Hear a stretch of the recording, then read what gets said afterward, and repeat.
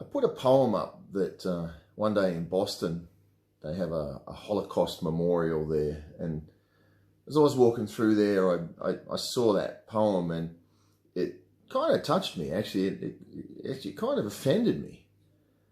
And then it sort of set wheels in motion. And I just wanted to put it up on the listing. And I wanted to explain, I'm not an activist. But I'm somebody that believes everybody should have a voice. I believe everybody should have the right to speak. I've been going out to the Freedom Camp this week. The only night I didn't go was Wednesday night. And it's just a camp with everyday people. Now, I've never been to a protest. I've never been to a protest camp. So it's easy to sit on the outside and judge those people and sort of go, oh, you know, they're this, they're that, they're... And I've realised how self-righteous and arrogant I've really been in that sort of past attitudes. I found myself in a situation recently where I had no voice. I wanted to speak and I wasn't given the right to speak. And that changed my life because everybody deserves the right to speak. I don't know if you've ever been in that situation.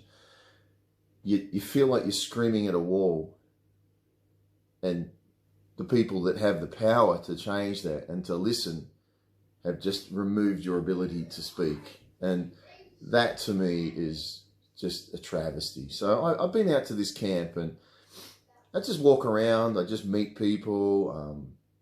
You know, I was there on whatever day it was, Friday, when they removed the camp. And I went out to the Epic Showgrounds. I drove Rukshan out there and he was videoing. I just went around and just hugged people. One lady, an older lady that really spoke to me, I said, look, don't put it inside. Let the emotion come out. I said, you know, you've been traumatized, right or wrong. The experience is very traumatic. She was asleep and woke up with her car surrounded and being removed. And right or wrong, that's not what this is about. You know, people are going to say, well, they shouldn't have been camped there. Okay, it's not about that. It's about people. And a lot of those people, as I've just moved through the crowd, they've lost their homes, they've lost their jobs, they've lost their livelihoods. One lady was a doctor that had, for many years, and because she didn't, by her own conviction, want the vaccine, she lost her job. Now they're bringing in workers from overseas to replace her, and because she won't be double vaxxed. And so, you know, this lady that was out at the showgrounds, well, it's just a common story. I just put my arm around her and prayed with her. Just reassured her that, you know, welcome. We're glad you're here. I mean, the people from Canberra, I was standing there. The majority of Canberra people, I mean, not majority, but while I'm standing there, people from Canberra would ride past in their suits and ties and just hurl abuse at them. You know, you bogan morons, get a job. When we got out to Epic, I remember as I was walking in the gate, a courier van's driving past screaming out of it, yeah, bums. And like, hang on a minute, mate. These people are you. They deserve to be heard. And so people are, oh, it's an anti-vax movement. No, again, that's complete ignorance.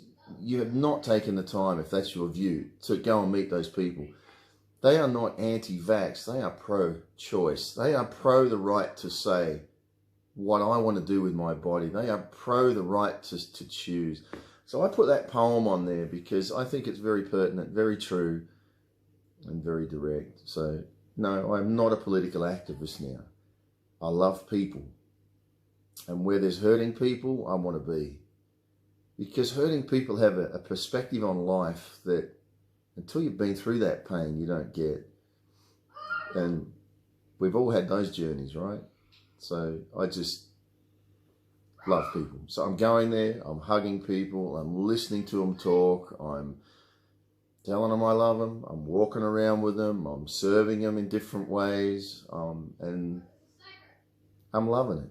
I'm loving it. They've got people driving them food from 3 hours away. The local people, some of them are doing a little bit, but they've got people from out of town driving food in that have just heard they're there from 3 hours away.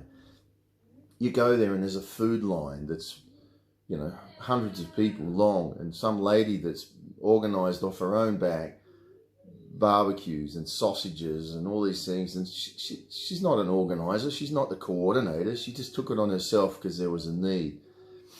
And just the community of that, of people just caring for people. Some of these people have spent thousands of dollars to be here. I'm meeting people that have driven from Western Australia, Adelaide. There was a man there the other day I was talking with that just drove in from Adelaide, Northern Territory. Every part of Australia, these people have come because they've lost their livelihoods, they've lost their families, they've lost their jobs, their homes. And we're pretty easy to sit back and say, well, they're anti-vaxxers, they deserve it. No, that's complete ignorance. These are people, they deserve love, they deserve respect. That's why I'm there.